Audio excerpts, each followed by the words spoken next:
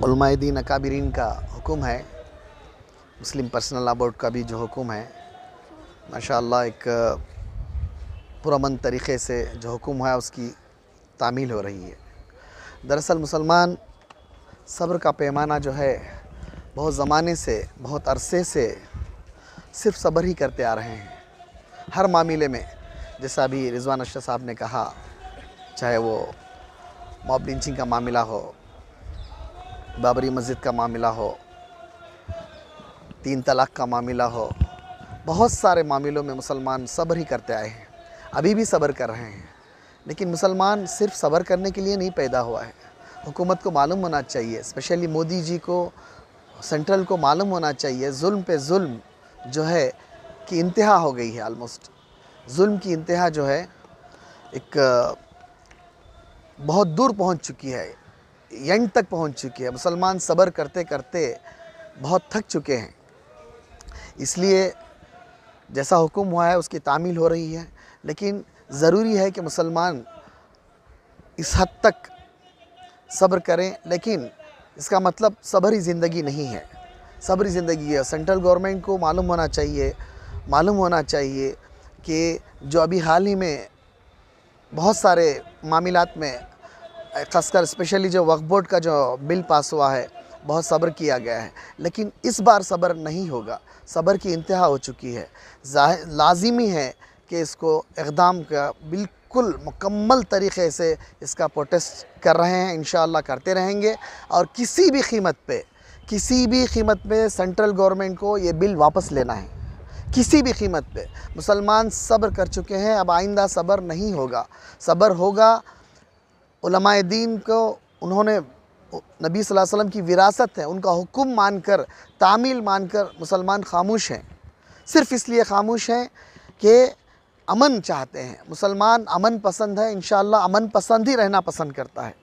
इसीलिए अमन से गुजारा मुज़ाहरा कर रहे हैं कि अल्लाह करे ऐसे ही अमन रहे।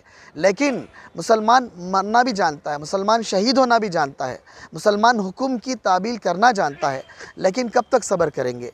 इसके लिए लाज़िमी है कि सेंट्रल को बहुत जल्द चंद दिनों में ही सही इसको फ़ैसला करना है। किसी भी कीमत पे शरीयत में मुदाखलत बर्दाश्त नहीं है। पहले भी हो चुकी है, बहुत सब्र करके मुसलमान बहुत सब्र कर चुके हैं। इस बार कहीं भी किसी भी तरीक़े से कोई भी दखल अंदाज़ी बर्दाश्त नहीं है। अस्सलाम वालेकुम।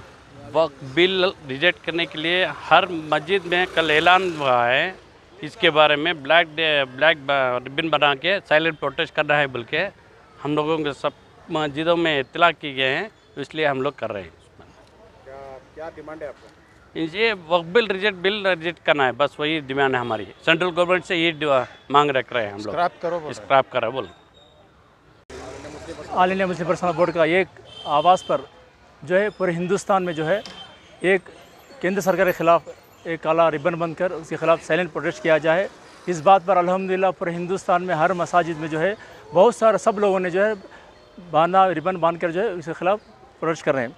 आज हम देख रहे हैं कि मोदी जी कुछ गिफ्ट दे रहे हैं 30 लाख। हम उनसे अपील करते हैं, हम रिक्वेस्ट करते हैं, मोदी जी आपका गिफ्ट हमें नहीं चाहिए।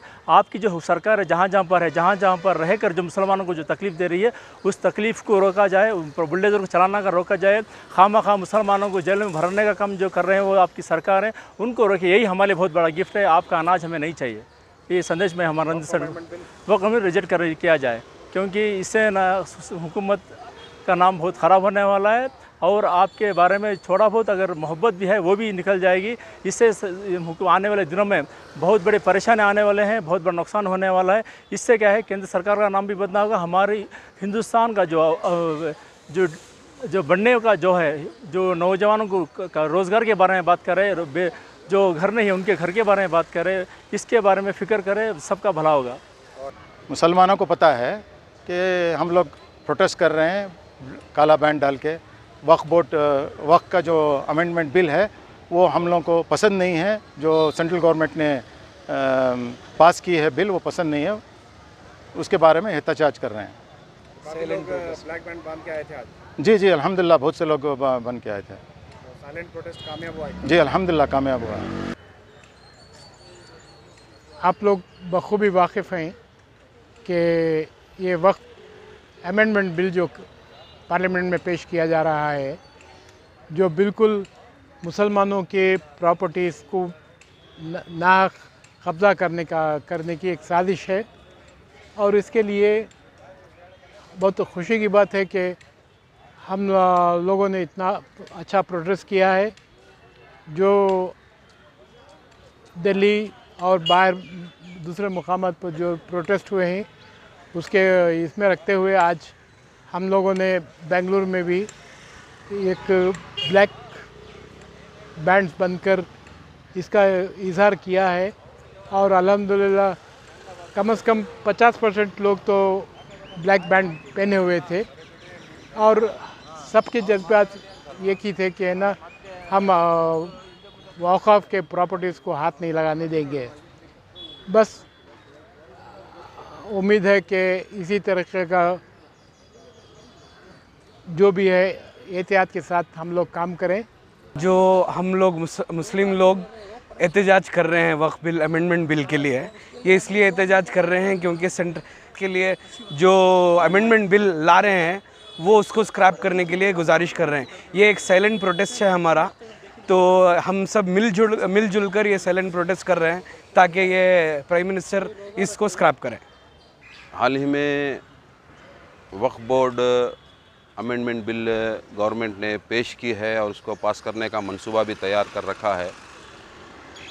ये वक्फ बोर्ड की जो प्रॉपर्टी है ये गवर्नमेंट की या किसी तंजीम से दी हुई प्रॉपर्टी नहीं है। ये हमारे आबा व अजदाद ने अपनी खून पसीने की मेहनत की कमाई वक्फ की है मिल्लत के लिए।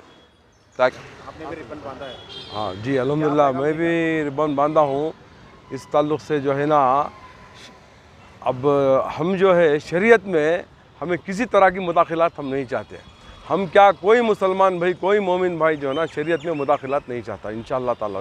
हमारा पैगाम यही है। आज का इत्तेहाद जो हमारा साइलेंट प्रोटेस्ट इसलिए किया गया है कि हमारे शरीयत के जो शरई क़ानून है उसको ऐसे ही रखा जाए, और जो अब जो हुकूमत आई है वो कोई तब्दीलात करना चाहते हैं इंशाअल्लाह ताला उसको हम तब्दील होने नहीं देंगे इंशाअल्लाह।